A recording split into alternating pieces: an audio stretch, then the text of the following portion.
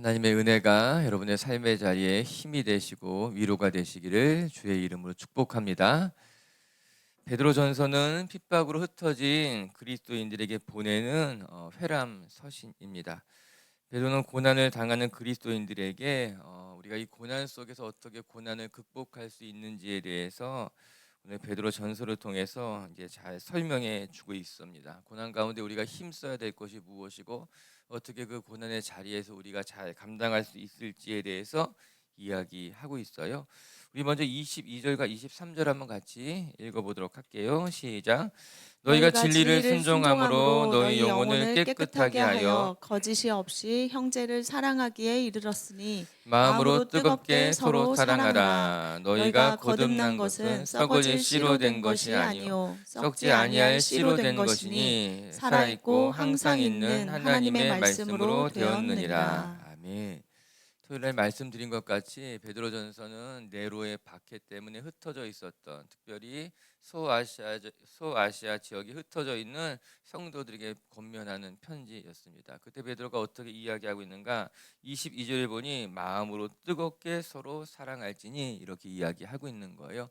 고난 속에 살아가는 사람들, 핍박으로 말미암아 흩어진 나그네처럼 살아가는 그들에게 무엇에 힘써야 되는가? 우리가 피차 마음으로 서로 사랑해야 된다라고 하는 거예요. 두 가지를 권면해 주고 있는데, 고난 속에서 우리가 해야 될 것, 첫 번째는 피차 마음으로 서로 사랑하는 것 필요합니다. 두 번째는 너희가 거듭 태어난 사람들이라고 하는 너희의 정체성을 잊지 말아야 됩니다. 이 두 가지를 통해서 고난을 이겨나가는 방법에 대해서 이야기해 주고 있는 겁니다. 처음에는 마음으로 피차 사랑해라 이렇게 이야기하고 있어요. 이는 고난 속에서 우리가 꼭 힘써야 할 한 가지라고 하는 거예요. 우리가 고난 당했을 때 서로가 서로 위로해야지, 사랑해야지 고난을 이길 수 있다는 겁니다. 가슴 아픈 것은 어려운 일을 만나면 그것 때문에 가족들이 서로 싸우는 것으로 말미암아 고난을 이겨나갈 동력을 잃어버리는 경우들이 있습니다. 가정에 고난이 오고 시험이 오게 되면은 오히려 그 고난 때문에 똘똘 뭉치는 사람들이 있고, 반면에 그 고난 때문에 서로 상처 주고 아파하다가 그 고난 때문에 같이 무너지는 가정이 있는 거예요. 이거 우리가 주의해야 될 것 중에 하나입니다. 그러면 고난이 오게 되면요, 그 고난 때문에 서로가 한 마음이 되고 한 뜻이 되고 서로 의지해야지 고난을 이겨나갈 수 있는 거예요. 오늘 베드로가 그 이야기하고 있습니다. 우리가 고난 때문에 흩어졌습니다. 자기의 고향을 떠나고 집을 떠나고 다 흩어진 채 흩어진 곳에서 만났다는 거예요. 만나고 나니 우리가 서로 그리스도인이라는 공통점이 생긴 거잖아요. 그때 베드로가 권면해 주기를요, 우리 서로 위로하면서 서로 사랑하면서 이 고난을 이겨나가는 방법을 배워가자라고 하는 것입니다. 이 마음으로 피차 사랑해야 된다라고 하는 거예요. 두 번째는 이 고난 속에서 우리가 썩지 아니할 씨로 거듭 태어난 사람들이라는 것을 잊지 말아야 됩니다. 이 이야기하고 있는 거예요. 그건 23절의 말씀이에요. 너희가 거듭 태어난 것은 썩어질 씨로 거듭 태어난 것이 아니라 썩지 아니할 씨로 거듭 태어난 것입니다. 그것이 여러분의 정체성입니다. 이 이야기하고 있는 것 아니겠습니까? 여러분, 고난 당하는 그리스도인들에게 너희의 정체성이 어떤 것인지를 기억하라라고 하는 것입니다. 이 말씀이 그들에게 위로가 됐던 것은요, 이 고난받았던 그리스도인들이 마음속 한편에 우리는 버림받은 사람 같아, 우리는 도망쳐 다니는 사람들, 우리는 이렇게 그냥 죽어져갈 인생인 것만 같아, 그런 열등감, 그런 피해 의식이 그들 가운데 있었던 겁니다. 처음에는 믿음의 끈을 붙들고 열심히 믿음 따라 살아갔는데 그 믿음 때문에 고난이 생겼어요. 그래서 그들은 사방으로 흩어질 수밖에 없었다라고 하는 거예요. 그리고 나서 자기의 처지를 바라보게 되니까요, 자기의 처지가 불쌍해지는 겁니다. 버려진 것 같고, 그것 때문에 이렇게 고난당하는 것만 같고, 이때 오늘 베드로가 아니야, 너희는 버림받은 사람들이 아니라 너희는 흩어진 나그네와 같지만 그러나 너희의 정체성은 썩지 아니할 하나님의 영원한 말씀으로 거듭 태어난 사람이라는 사실을 잊으면 안 돼. 아무리 고난이 극심하게 찾아온다 할지라도, 세상 사람들이 보기에 버림받은 것 같다 할지라도 사실 너희 안에는 생명이 있고 너희는 거듭 태어난 소중한 사람들이야. 그거 잊지 말아라. 이렇게 이야기하고 있는 거예요. 전 여러분들에게도 이런 권면해드리고 싶습니다. 여러분, 우리가 세상이 보기에 지금 나의 처지와 형편이 어떨지 모르지만 우리는 썩지 아니할 거룩한 하나님의 말씀으로 거듭 태어난 사람들, 그렇기 때문에 우리를 지키시는 것은 하나님의 말씀임을 기억하면서 그 고난의 자리를 잘 이겨나갈 수 있는, 버틸 수 있는 하나님의 백성들이 되시기를 주님의 이름으로 축복합니다. 아마 오늘이 난 예배였으면 옆에 사람에게 사랑합니다 고백하시고, 우리는 하나님의 자녀입니다 고백하라고 제가 했을 거예요. 이게 고난을 이기는 두 가지 중요한 베드로의 교훈이에요. 고난이 있을 때, 우리의 삶이 어려울 때 피차 마음을 다해 사랑하시고, 두 번째는 우리의 정체성, 우리가 어떠한 사람인지를 잊지 마세요. 그 이야기 하고 있는 겁니다. 이제 오늘 2장도 마저 읽어보면서 그리스도인들이 비록 겉으로는 고난을 당하지만 우리가 어떠한 존재인지를 기억하면서 우리의 삶의 방향, 우리 어디에 힘써야 될지를 생각해보는 시간이 되시기를 주님의 이름으로 축복합니다. 자, 첫 번째 우리가 말씀을 통해 우리가 힘써 배워야 될 것이 무엇인가? 우리가 하나님의 백성들로 거듭 태어났다면 날마다 우리는 영적으로 성장해 가야 한다는 거예요. 이게 그리스도인들의 삶의 모습이라고 하는 거예요. 1절과 2절을 한번 같이 읽어보겠습니다. 시작.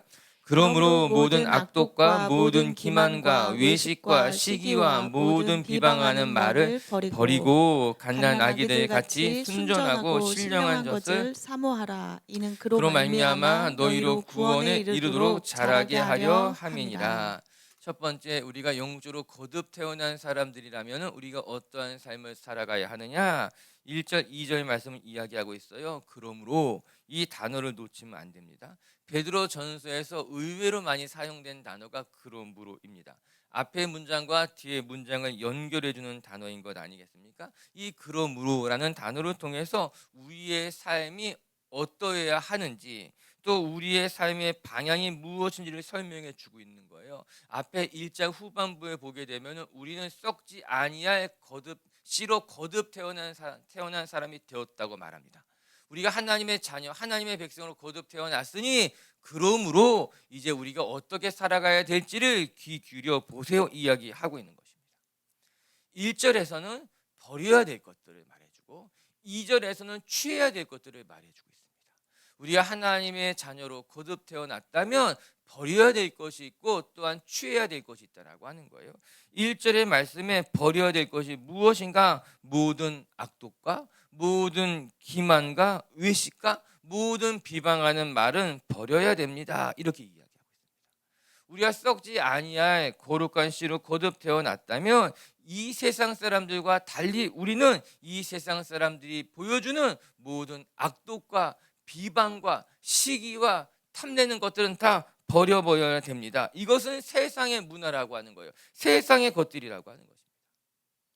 일단 모든이라고 하는 이 악의 목록에 모든이라는 수식어가 달려있는데 이것도 놓치면 안 될 거예요. 이는 우리가 살아가면서 악의 모양은 무엇이 되었든 가까이에서는 안 된다라고 하는 거예요. 이 정도는 괜찮겠지, 이 정도만 하면 뭐 괜찮을 거야, 이렇게 우리가 자기 합리화를 할 수 있다는 거예요. 내가 예수 믿는 사람으로 이 정도 살면 되겠지, 이것까지는 괜찮을 거야, 우리 마음속에 그런 합리화하는 생각이 들 수도 있는데 오늘 베드로가 권면해 주기를 우리가 이제 거듭 태어난 하나님의 백성이라면 모든 악독, 모든 비방, 모든 시기하는 것들, 악에 관련된 것은 그 어떠한 것이라도 멀리할 줄 아는 철저한 신앙인들이 되어야 되는 것이 중요하다라고 하는 것이에요. 악의 모양은 가까이 하지도 말고 흉내내지도 말라라고 하는 거예요. 그것들은 그리스도인들의 삶에 어울리지 않다라고 하는 것입니다. 전 여러분들과 어울리지 않는 옷들은 벗어버리길 주님의 이름을 축복합니다. 이제 우리가 하나님의 자녀가 되었다면 악독, 시기, 비방 이런 것들은 우리와 어울리지 않는 모습인 거예요. 그런데 여전히 어울리지 않는 모습으로 살아가기에 우리가 불편하고 보는 사람도 불편한 거예요. 여러분, 몸에 맞지 않는 옷을 입은 사람들 보면은 불편해 보이잖아요. 그 옷 작은데, 잘 어울리지 않는데, 다른 것 입었으면 좋겠는데 어울리지 않게 되는 거예요. 예수 믿는 사람들이 비방하고 악독하고 기만하고 거짓하는 모습으로 살아가게 되면은 보는 사람도 불편하고 자기 자신도 불편할 수밖에 없는 거예요.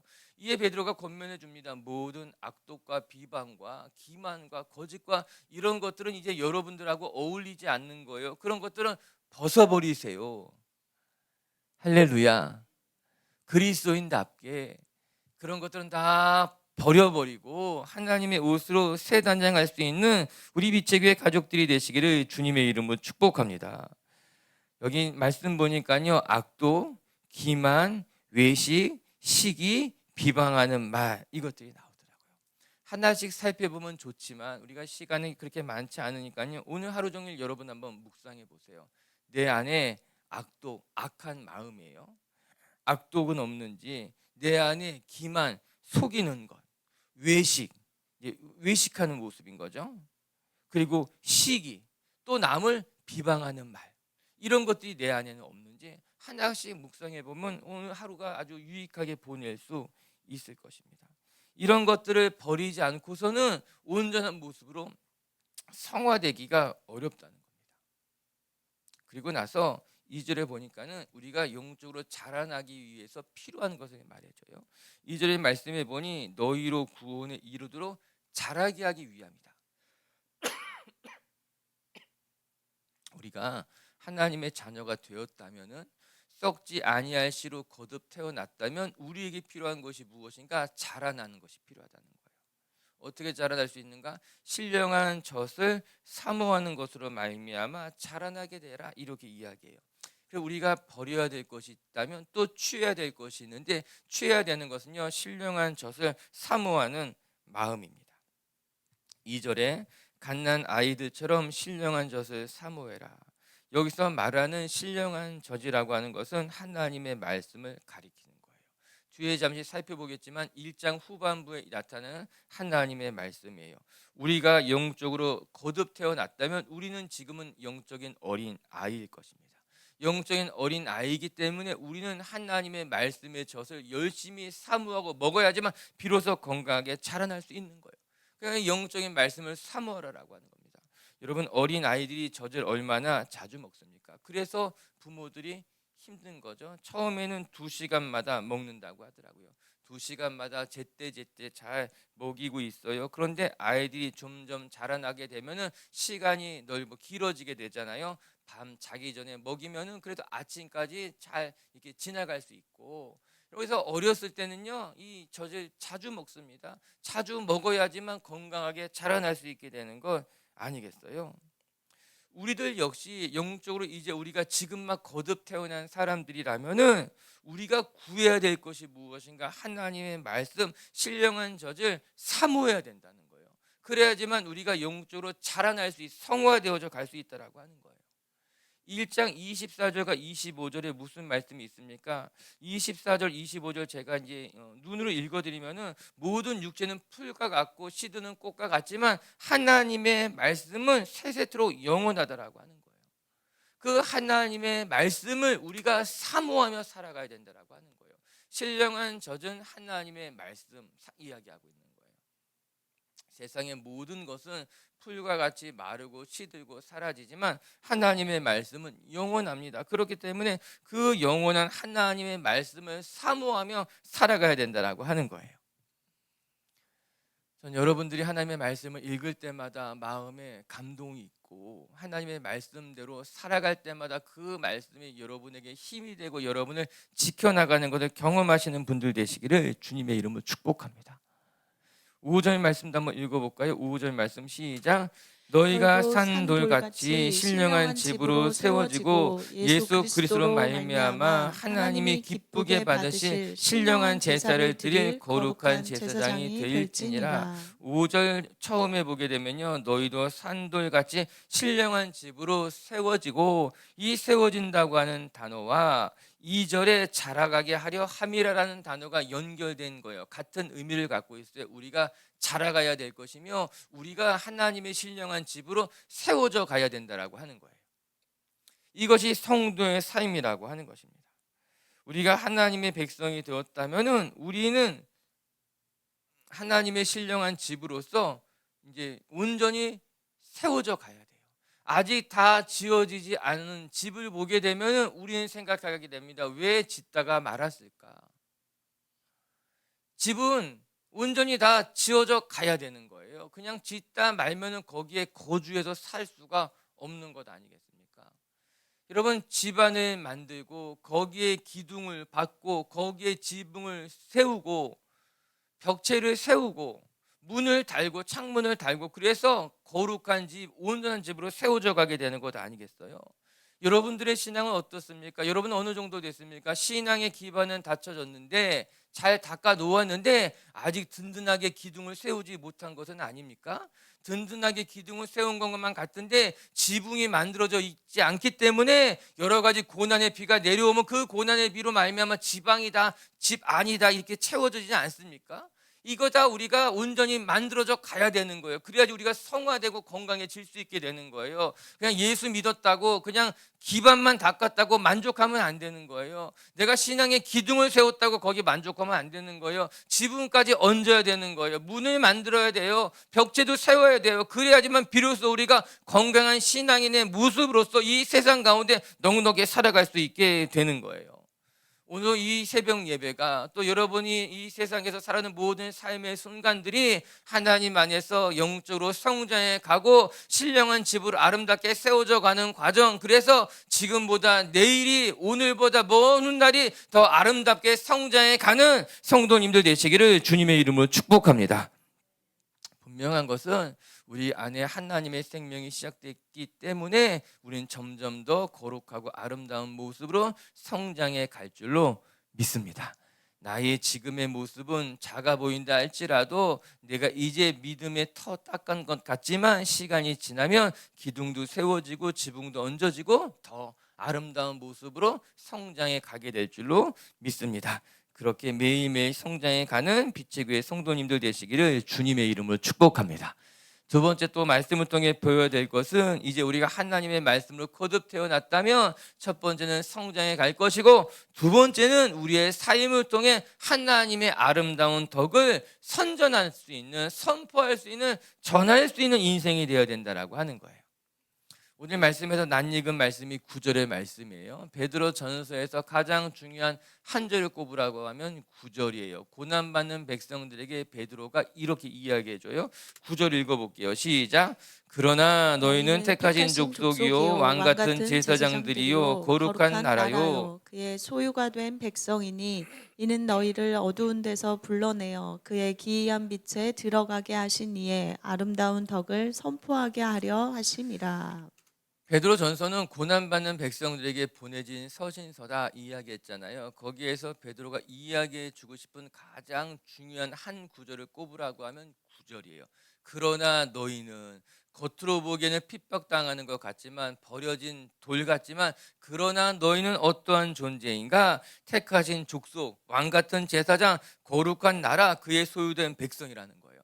하나하나 다 의미 있고 소중한 말씀들일 것입니다. 우리가 겉으로 보기에는 버려진 것 같고 그래서 이렇게 정처 없이 떠돌아다니는 나그네와 같지만 그러나 정작 우리의 정체성은 어떻게 되는가? 너희는 하나님이 택하신 족속이라는 거예요. 이스라엘 민족은 하나님이 택하신 족속이에요. 너희의 과거를 들여다보세요. 그뿐만 아니라 너희는 제사장 나라예요. 제사장, 왕같은 제사장이라고 하는 거예요. 그리고 너희는 거룩한, 그리고 너희는 하나님의 소유된 백성이 이야기하고 있는 것 아니겠습니까? 특별히 오늘 2장에서 반복되어지고 있는 단어는 제사장입니다. 앞서 본 말씀에서도 제사장이라는 단어가 기록되어 있었고 9절에서도 제사장이라는 단어가 기록되어져 있습니다. 여러분, 제가 몇 번 여러분에게 이야기했죠. 제사장이라는 사람은 어떠한 직분이냐? 제사장은 뭐하는 직분이냐? 선지자와 제사장이 비슷한 역할인 것 같지만 다르다는 거예요. 선지자는 하나님 편에 서가지고 이스라엘 백성들이 잘못했을 때 그 잘못을 일깨워 주는 사람, 하나님의 편에 서서 하나님의 말씀을 대언하는 것이 선지자들이라면 제사장은 백성들 편에 서가지고 백성들의 허물과 잘못을 하나님께 가지고 나가는 사람이 제사장이라고 하는 거예요. 굉장히 큰 차이점을 갖고 있습니다. 선지자와 제사장의 역할은 참 다르다는 거예요. 그런데 오늘 베드로가 고난당하는 이스라엘 백성들에게 무엇을 가르쳐주고 있는가? 너희의 직분은 제사장이라고 하는 거예요. 즉, 이 땅에 어려운 형편에 처해 있는 사람들을 데리고 하나님 앞에 가지고 나가는 사람들, 허물과 죄악들을 가지고 하나님 앞에 대신 가지고 나가는 제사장과 같은 아름다운 직분을 가진 사람들이 여러분들이라고 하는 거예요. 저는 이 말씀이 매우 놀랍습니다. 지금 편지를 읽고 있는 그리스도인들은 소아시아에서 흩어진 나그네와 같은 사람들이잖아요. 정처 없이 흩어져 가는 사람들, 그들에게 이야기하기를 그러나 너희의 정체성은 하나님이 부르신 제사장들이야. 사람들을 하나님께로 인도해 가는 아주 아름다운 통로와 같은 사람들일 거야. 지금 너희들의 형편은 불쌍해 보이지만 너희를 통해서 하나님이 일하실 것이고, 너희를 통해서 민족이 살아나게 될 것이고, 너희를 통해서 아름다운 일들이 일어나게 될 것이야 이야기해 주고 있는 거예요. 겉으로 보는 것에 낙심하지 마세요. 내가 지금 처해져 있는 형편 때문에 그렇게 크게 낙심할 것은 없어요. 하나님께서 우리를 제사장으로 불러주셨기 때문에 하나님은 저와 여러분을 통해서 아름다운 일들을 만들어 가실 줄로 믿습니다. 이 제사장이란 직분이 귀한 거거든요. 그러면서 오늘 9절은 이렇게 이야기합니다. 9절 마지막 부분에 보면 이렇게 나오죠. 아름다운 덕을 선포하게 하려 하심이라.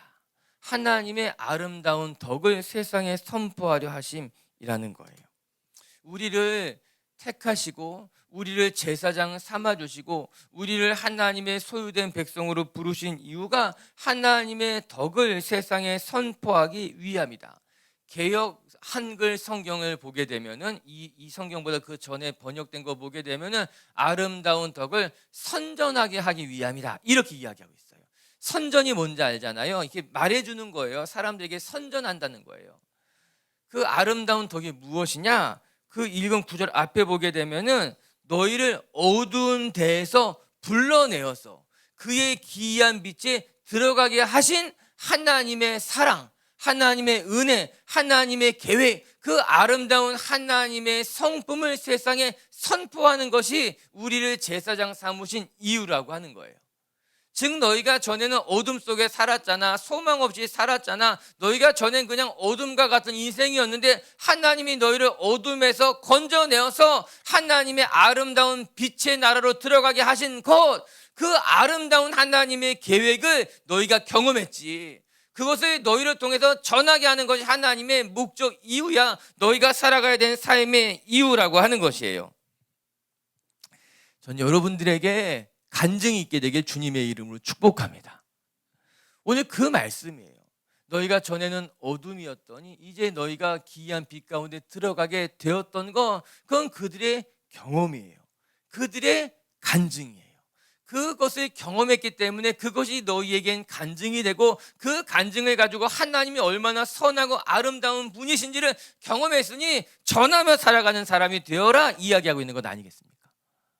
10절 말씀 읽어볼까요? 10절 말씀 시작. 너희가 전에는 백성이 아니더니 이제는 하나님의 백성이요 전에는 긍휼을 얻지 못하였더니 이제는 긍휼을 얻은 자 아니라. 전에는, 그러나 지금은, 전에는, 이제는 너희의 모습이 달라졌다는 거예요. 너희가 전에는 하나님의 백성이 아니었더니 너희가 전에는 어두운 가운데 살았다는 거예요. 그러나 이제는, 지금은 하나님의 백성이 되었으니 기이한 빛에 들어가게 되었으니, 너희가 전에는 하나님의 긍휼을 받지 못했지만 이제 긍휼하심을 받고 하나님의 긍휼을 얻은 사람이 되었잖아. 이제 그 아름다운 하나님의 덕을 세상에 선포하고 전하고 간증하는 삶을 살아. 그것이 하나님의 백성의 삶이야 이야기하고 있습니다.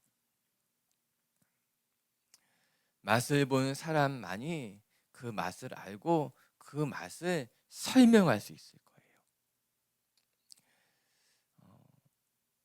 오늘 이 베드로 전서를 읽고 있는 사람들은 여러 가지 시험과 환난 속에 살아가고 있는, 지금 그들의 형편은 어려워요. 그러나 베드로는 그들을 흔들어 깨우고 있는 겁니다. 힘들지만 어렵지만 너희는 하나님의 은혜를 받은 사람들이라는 건 기억하고 이 고난의 자리를 잘 이겨나가 이 이야기 하고 있는 거예요. 오늘 그렇게 우리 비치교회 성도 여러분들이 하나님의 은혜 가운데서 하나님의 은혜를 경험하시고 그 은혜를 세상에 전하는 성도님들 되시기를 주님의 이름으로 축복합니다. 말씀을 정리하십시다. 오늘 베드로서 2장을 시작하면서 권면해 주고 있는 건 고난 속에 있는 사람들에게 두 가지 당부를 먼저 하고 있어요. 하나는 마음으로 피차 사랑하고, 두 번째는 너희가 하나님의 백성이라고 하는 것, 너희가 영적으로 거듭 태어난 사람들이라는 너희의 정체성을 잊지 말라라고 하는 것입니다. 여러분, 어려운 처지에 놓여질수록 서로 피차 뜨겁게 사랑하는 것 참 중요한 거예요. 힘들 때 깨어지는 것 아니라 힘들 때 하나가 되고 더 단단해져 갈 수 있는 저와 여러분들이 되시기를 주님의 이름으로 축복합니다. 그리고 어려울수록 내가 누구인가, 나 하나님의 백성이야, 내 안에 하나님의 은혜가 있어, 이것을 잘 기억한다면 그 고난도 이겨나가는 시간이 될 줄로 믿습니다. 자, 첫 번째 오늘 말씀을 통해 그 영주로 거듭 태어난 사람이 어떻게 살아가야 되는가? 첫 번째는요, 하나님 안에서 매일매일 성장해 가고 성화되어져 가야 됩니다. 이야기하고 있습니다. 오늘도 우리 비치교회 식구들이 버릴 것은 다 버리고 하나님의 신령한 젖을 사모하면서 영주로 성장해 가는 성도님들이 되시기를 주님의 이름으로 축복합니다. 두 번째, 하나님 우리를 하나님의 거룩한 제사장으로 삼아 주셨으니 하나님의 제사장답게 아름다운 덕을 선전하는 성도님들이 되시기를 주님의 이름으로 축복합니다. 같이 함께 기도합시다.